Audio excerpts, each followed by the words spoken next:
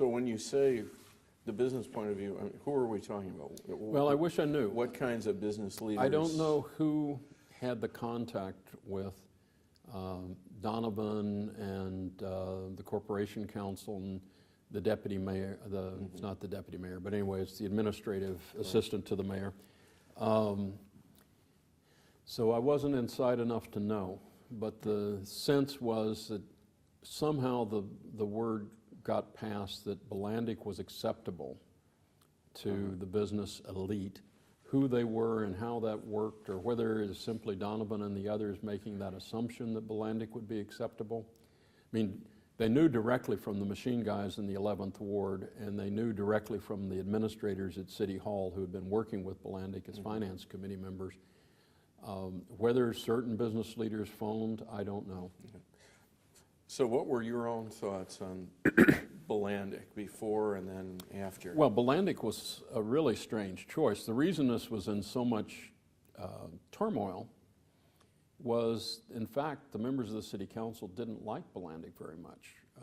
Bilandic used to give fairly long, somewhat boring speeches.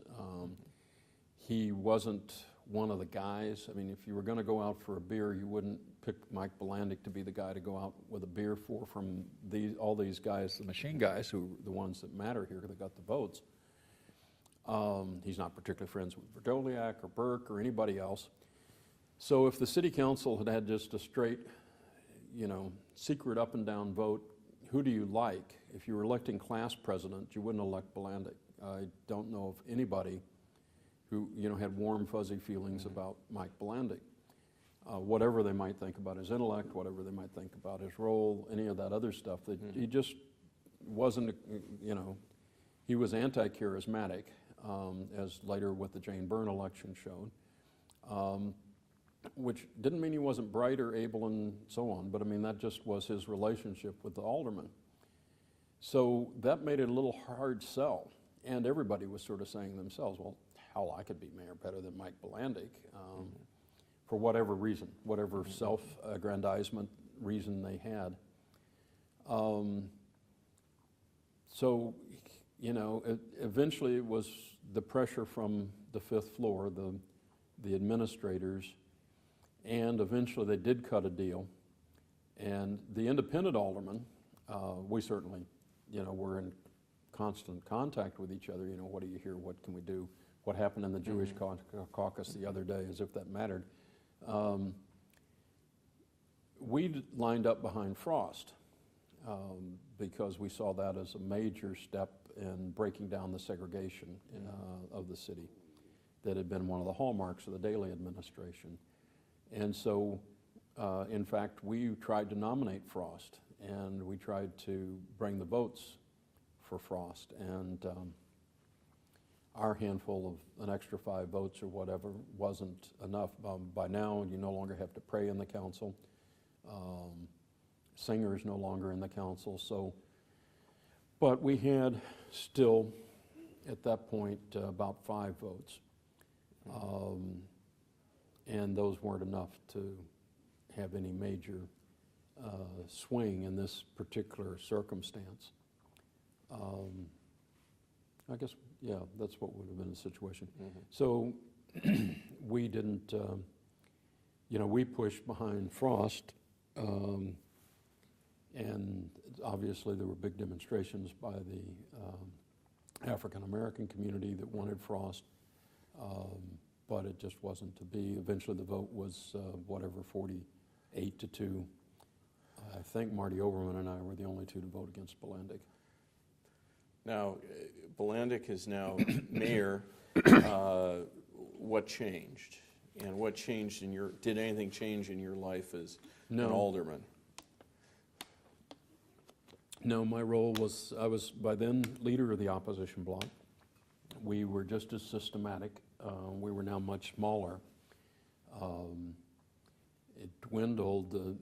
At that point, the 48th Ward Alderman, who was Republican, and the 46th Ward Alderman, which was Chris Cohen, both retired from the council just soon after Bilandic became mayor. In fact, one of the big fights we had was filling the vacancies because they were going to leave them vacant. They were afraid, because they were both on north side wards, that we might win those wards, the independents might win those wards if they went to election. So they were leaving them vacant. That was one of the many issues we fought on the floor. And essentially, we were now down to 3. So it had nothing particularly to do with Blandick, but our minority block was small. It's Ross Lathrop, Marty Overman, and myself.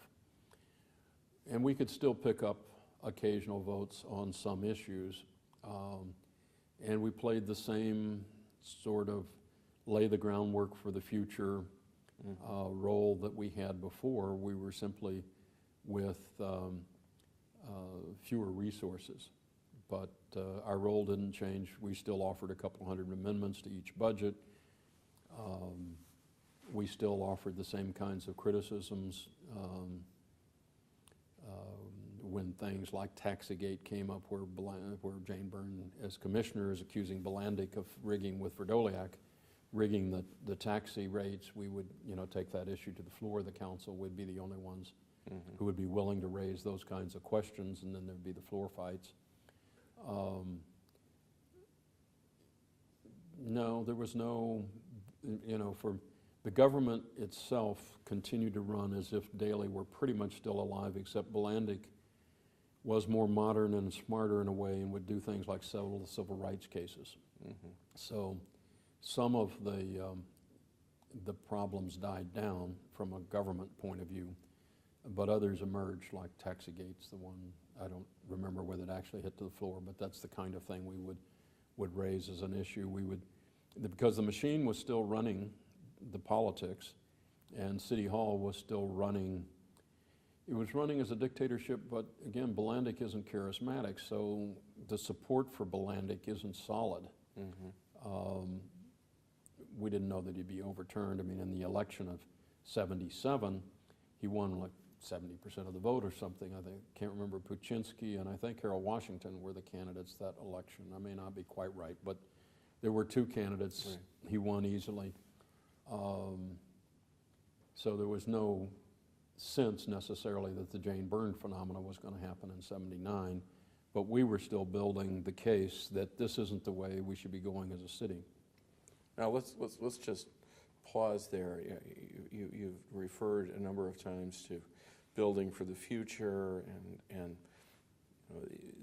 laying the groundwork. Did you believe at that time that the day would come when there would be an independent force as mayor of Chicago? No, we were not expecting Harold Washington. I was involved very early in Harold's campaign. I wrote his first 2 speeches when he ran for mayor. I got him as press. Now, which year are we talking about? This is now 83. 83, okay. Or the last of 82, going into 83. There were only 2 elected officials, or former elected officials who were white, who endorsed Harold, and I was one of them. I was in seminary at the time in the South Side, besides being professor or associate professor at UIC. But I thought it was the right thing to do. So I backed him early, but even then I didn't think he would be elected. There were no indications that this was going to be a turning point per se. I mean, there would be an important election, and important issues would get raised. If you're trying to lay you always, how can I put this? History works in ups and downs, and it doesn't work in a straight line. It's not, but you have to work incrementally to be ready for whenever the Great Leap Forward or the first 100 days of the Roosevelt administration or whatever is possible, or more recently for people who might be looking at this anywhere near our time, and the Obama election happens. You have to be working all along for whatever occasion is going to occur that's going to make the politics and government more in the direction you believe it should be. And so that's simply the way you go about it. You hope every day that today's the day that things will change, but usually today isn't. Well, I skipped over it, but let's go back to today's the day. It's 1979. Okay. And at that point, you choose not to run again for a re-election. Yes. Tell us why. Well, there were a couple of reasons.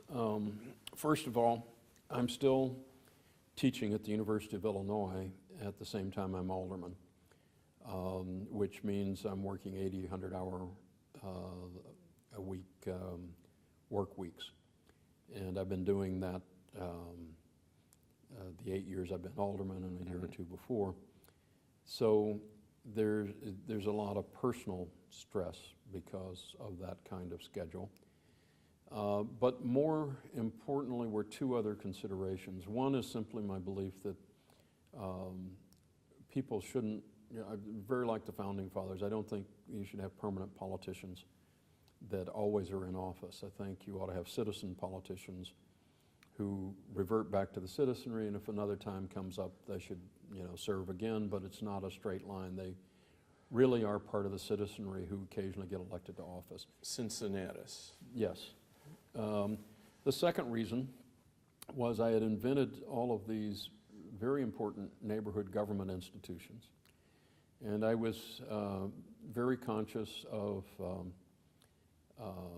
sort of the Russian theory of leadership that, is the great leader that allows things to happen. And I really did believe and do that it is movements and citizens and a broader thing. And I wanted to prove that neighborhood institutions could last past the person who created them.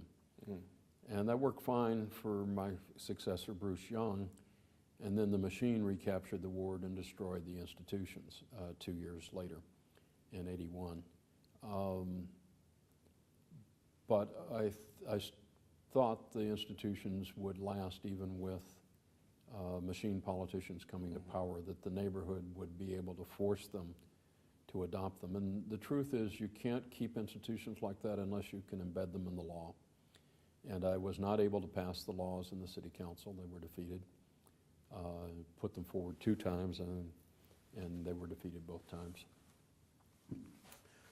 Jane Byrne, Mm-hmm. she runs in 1979 the famous story about the red coat and the snowflakes. Yes. And was this a surprise to you that she actually won? Well, and we were watching her back. We were working for Bruce Young as my successor, and we were providing the election day workers in the 44th Ward in her campaign. We were the only ones to be able to tell her what was actually happening in terms of the votes. Not that she had any troops to be able to do anything about it, but I had endorsed her as well as Bruce Young as my successor, and as I had Bill Singer the previous election in '75 when he ran against Daley. No, there was no real indication that she was likely to win that election.